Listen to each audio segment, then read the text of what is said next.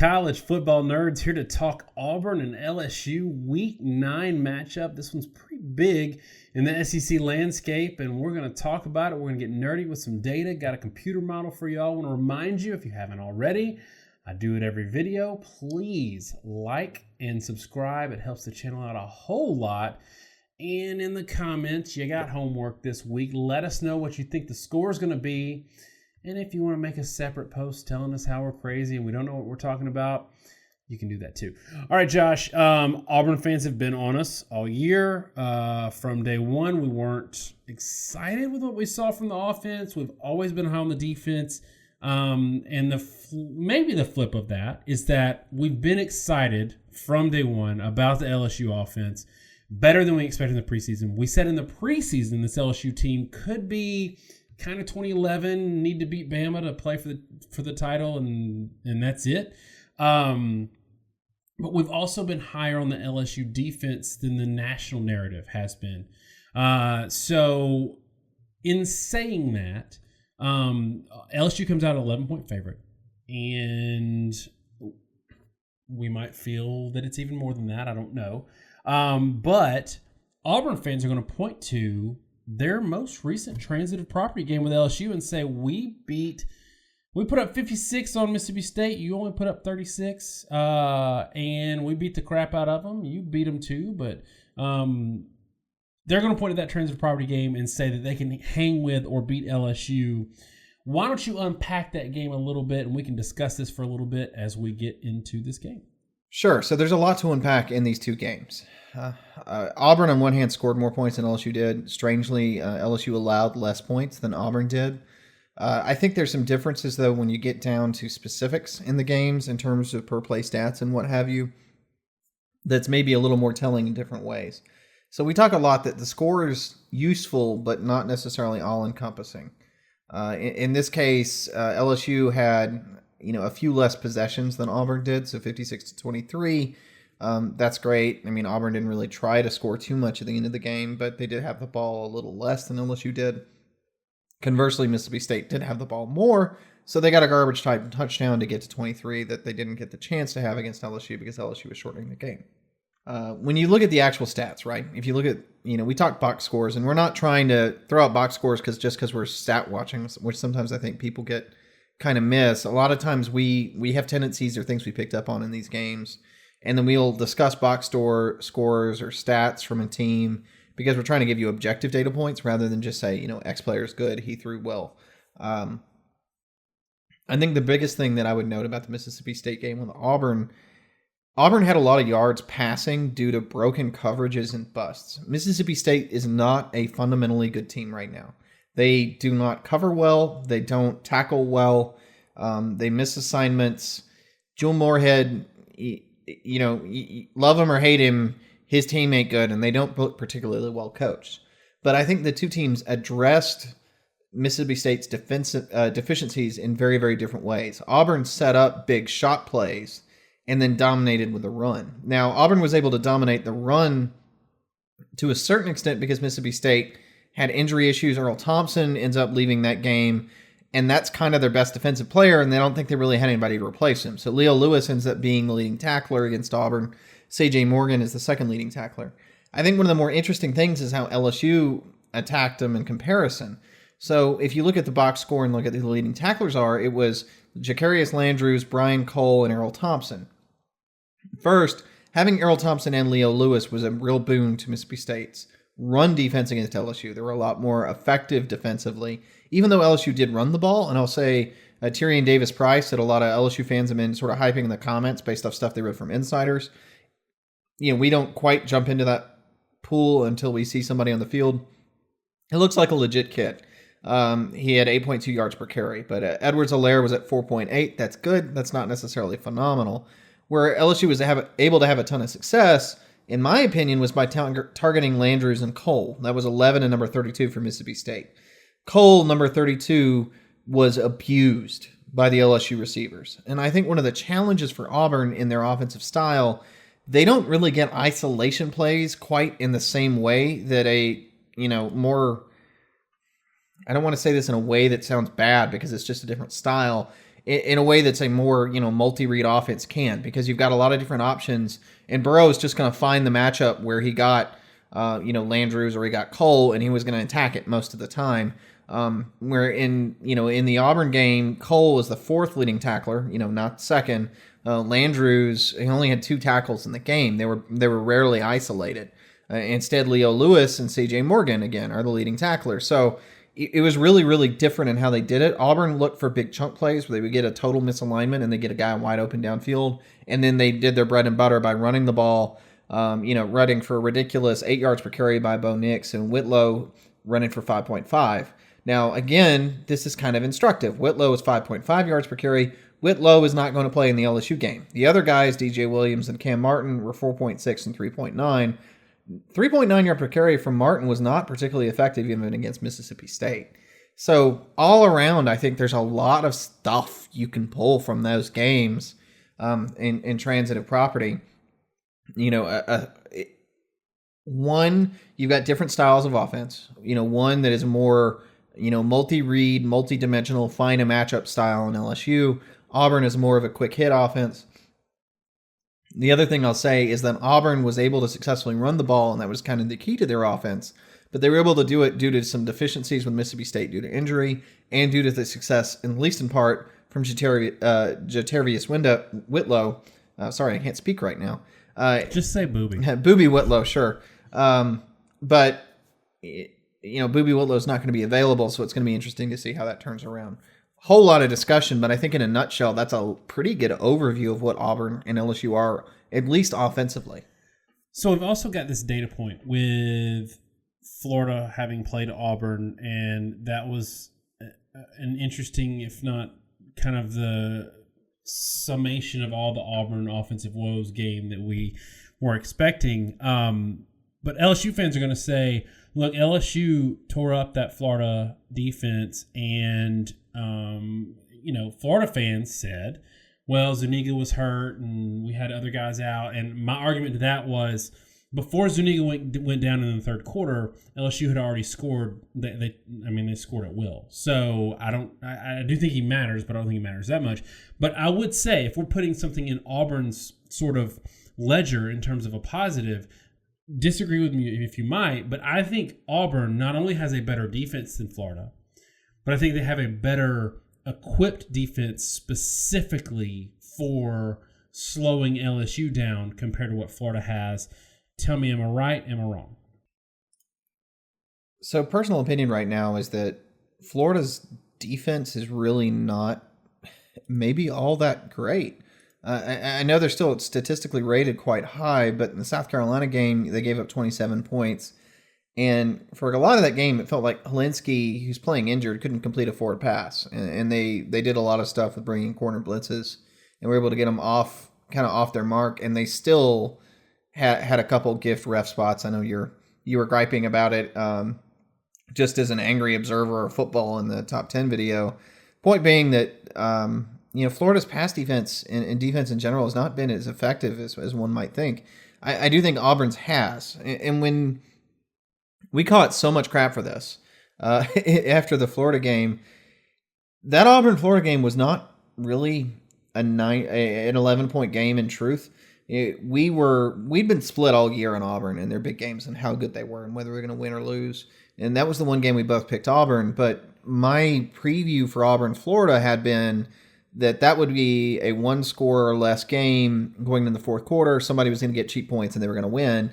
And I explicitly picked Auburn because I said Auburn is the king of having some random shot play or random run play that goes for 100 yards. That's what Malzahn's offense is designed to do. Ended up being P. Ryan with Florida, which was kind of an interesting justice point.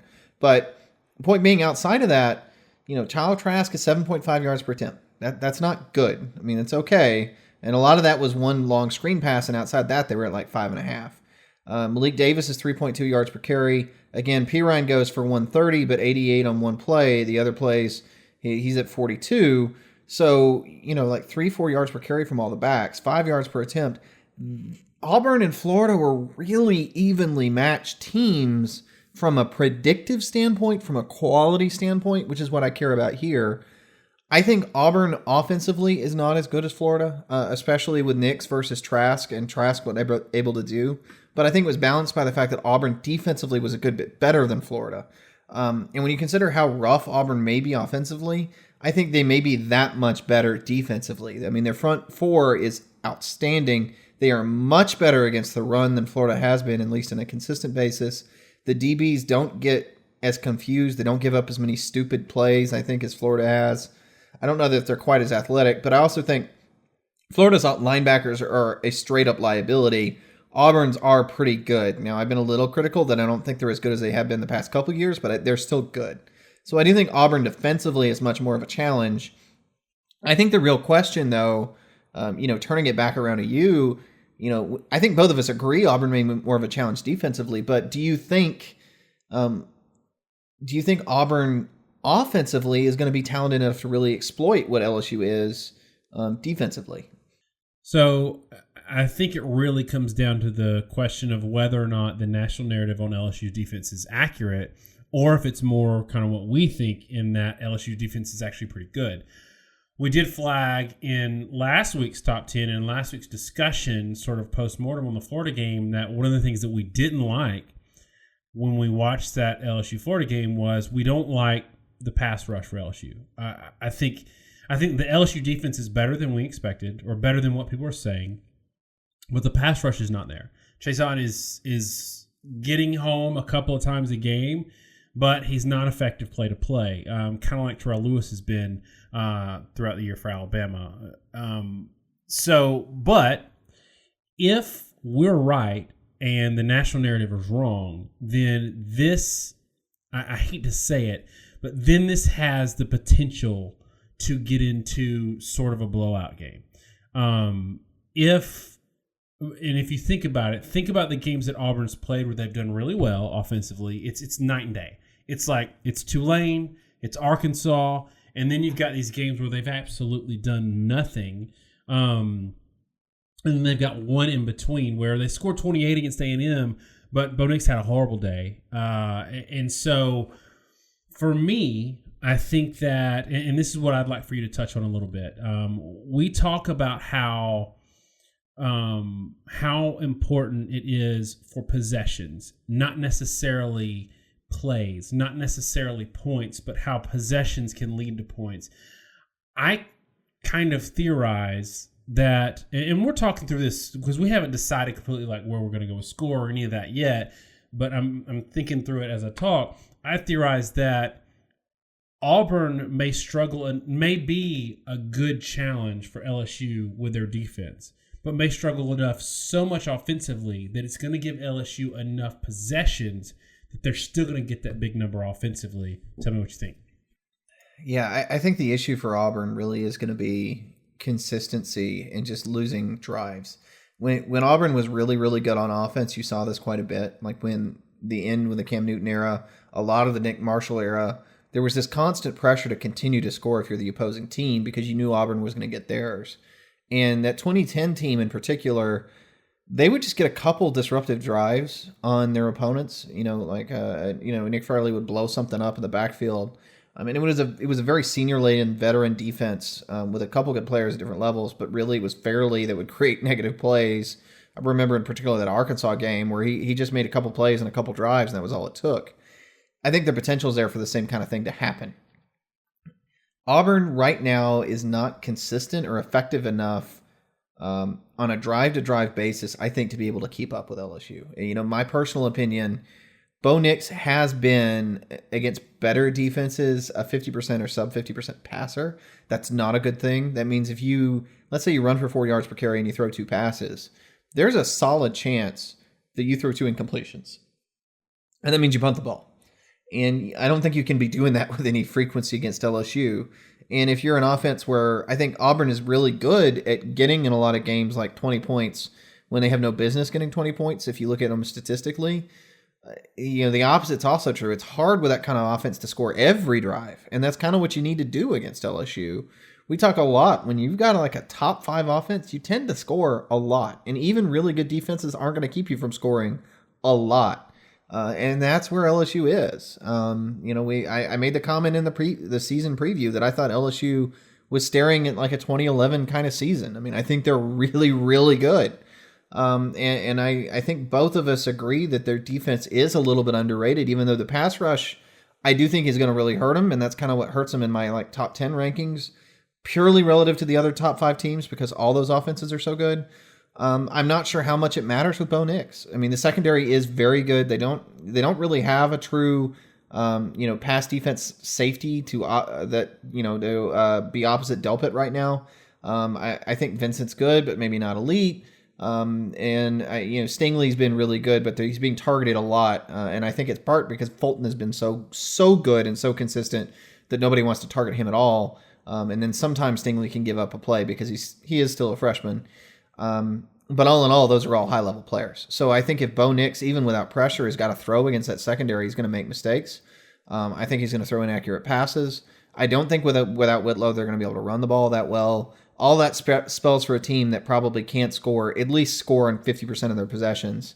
And so far this year, LSU has consistently scored in 50% of their possessions.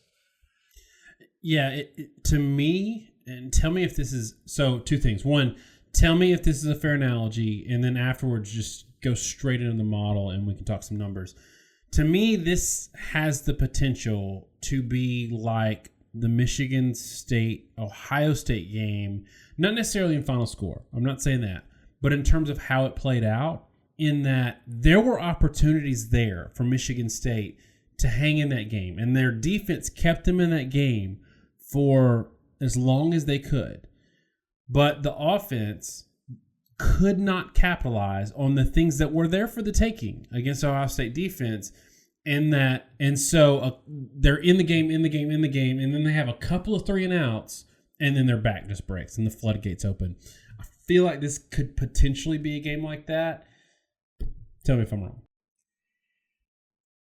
I think my instinct is to say that I agree with it. And the reason I agree with it is, it's going to be backed up by the model. So let's go ahead and get into that. So our model, if you're unfamiliar with it, I don't want to go into a long explanation. We have a video posted where we do give a long explanation.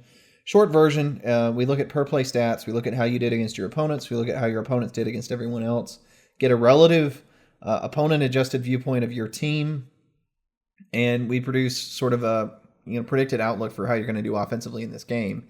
And then based off your past history, we kind of judge, all right, based off this defense and this offense, what is this game going to look like for you? How many points are you going to score? That does take into account some things like special teams and turnovers to the extent that they're a predictable and score-affecting phenomenon. Some teams get 4 turnovers in the game and none the rest of the season. That's not really a predictable thing. Not something you can rely on. Looking at the model, there's similarities and differences. So, firsthand, both these teams are holding teams to crazy low numbers, rush and pass, 3.1 yards per carry, 2.9 yards per carry for Auburn and LSU, respectively. Auburn's holding teams to 6 yards in an attempt. That's crazy, by the way.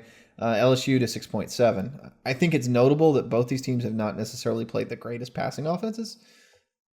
And that sort of bears out in the percentages allowed. So even though LSU, for example, allows 6.7 yards per attempt, that's actually right at their opponent averages, 99% of opponent averages, because, for example, Georgia Southern and Vanderbilt are so poor, and Utah State was as well, that it kind of makes everything else, kind of pointless. And you can have a bad day or relative bad day against, let's say, Florida, and that Florida LSU game where Kyle Trask hit 7.9 yards per attempt, that was exactly Kyle Trask's average, for example. So LSU holds teams to 99% of their passing averages. Auburn holds teams to 82. We often say it's really hard to hold teams to a low number in passing offense.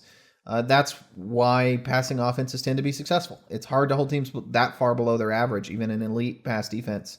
Last year's LSU team was I want to say high 70s, and they were probably the best unit in the country. Run defenses, though, for both teams are very good. 68% for Auburn, 69% for LSU. I think maybe the biggest point there I would make is that teams I think or people I think a little underestimate how good LSU actually has been against the run.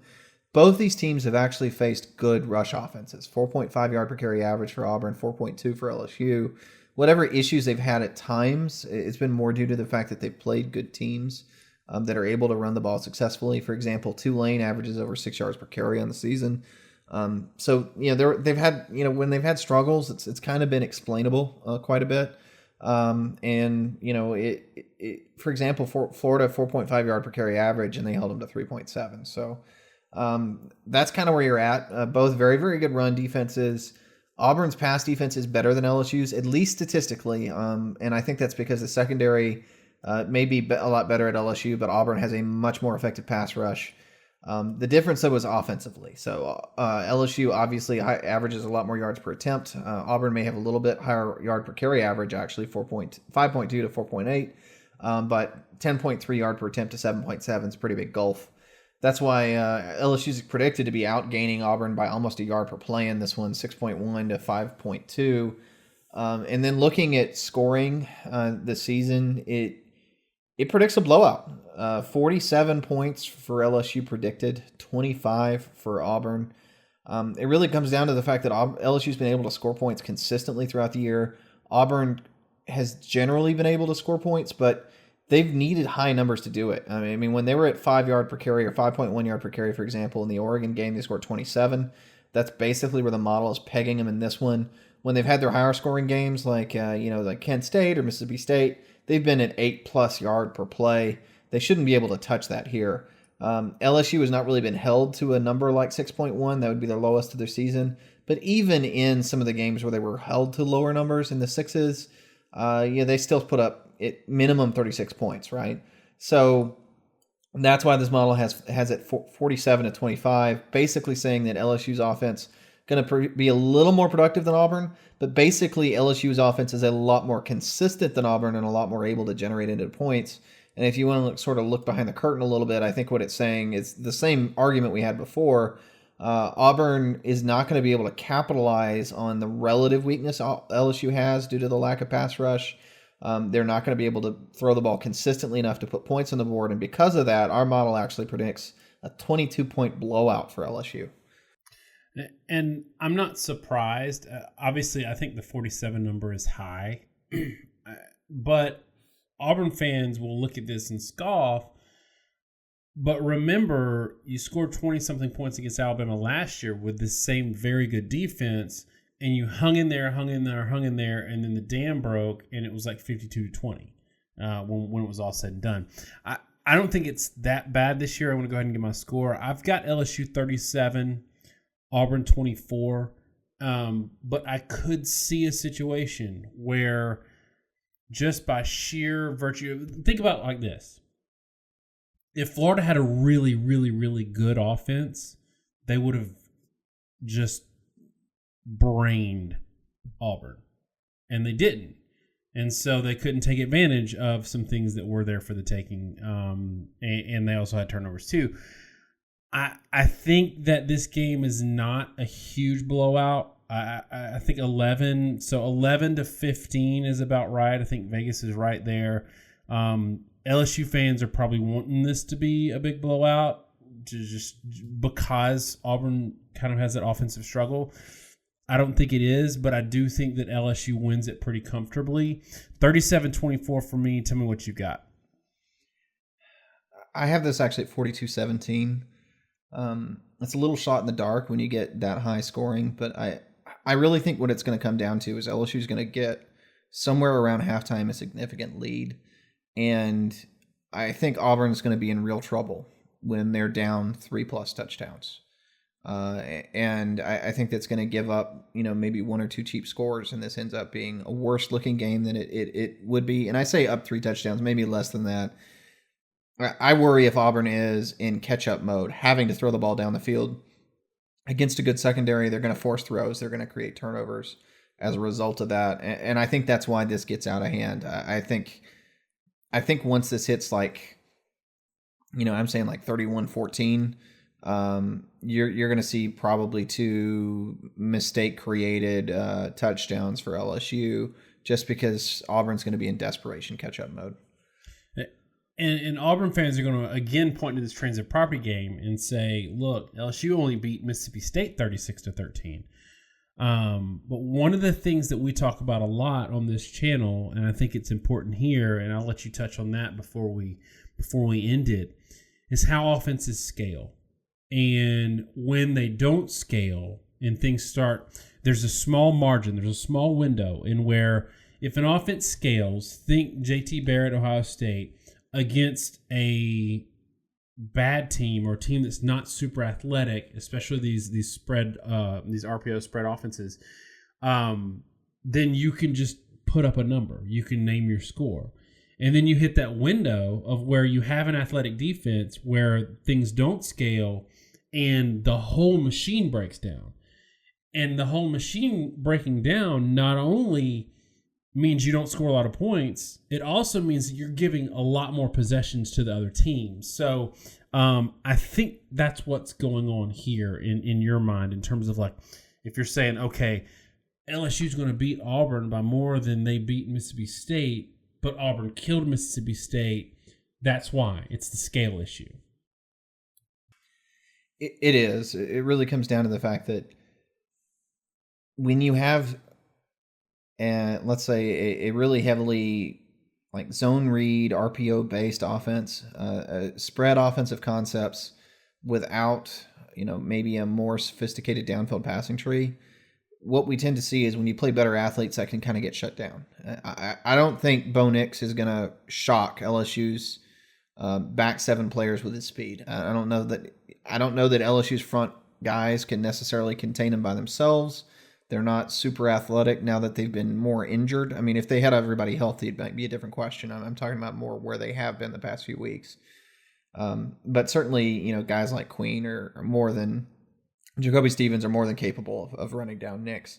So then you start having to deal with the RPO stuff. But if you can't run the ball past a certain point, and this was what used to happen with Ohio State and JT Barrett, and they can actually keep in a too high safety look, then a lot of the downfield passing stuff that you want to run, which is more RPO concepts, they don't work because there's two safeties back there and they got somebody back to stay in the lane, and you don't get those busts that you like Auburn got against Mississippi State when they were pounding them with the run game. So I think that's going to kind of compound for Auburn. And then you mix it with an offense with LSU that should be able to put up like a 30-point game against Auburn. And suddenly things get kind of out of hand in my mind because Auburn's going to have to get out of their comfort zone, throw in a way that they're not comfortable throwing with a quarterback that's a freshman and not comfortable throwing that much in that kind of against that kind of a secondary. And again, you put yourself in negative situations, the defense gets worn out. And just like the Alabama-Auburn game, I think that was probably an apt example. That ends up being a blowout just because they get behind and then that momentum just turns on itself until they just kind of get run out of the stadium. All right, y'all. That's our LSU-Auburn preview for this year. And Auburn fans are going to be mad. They're going to get us in the comments, especially for your score, Josh, of 42-17. But remember, y'all been calling us every name in the book all year because we were skeptical of Auburn's offense against good defenses, and it proved to be right against Florida. I don't think Auburn's left for dead, even if they lose this game. I actually right now feel better about Auburn winning the Georgia game when before I thought, Georgia was definitely going to win the game. If I had to pick today on a neutral field, I'd pick Auburn. So I think that we're getting into this scheduling area that we flagged for Auburn in the beginning of the season, where I think they're in better shape or in as good a shape as they could have expected to be right now. Even if they drop one here to LSU, they still got a good opportunity ahead of them to have a pretty good season. So that's it, y'all. Thanks so much. Get at us in the comments. Have a great week. God bless.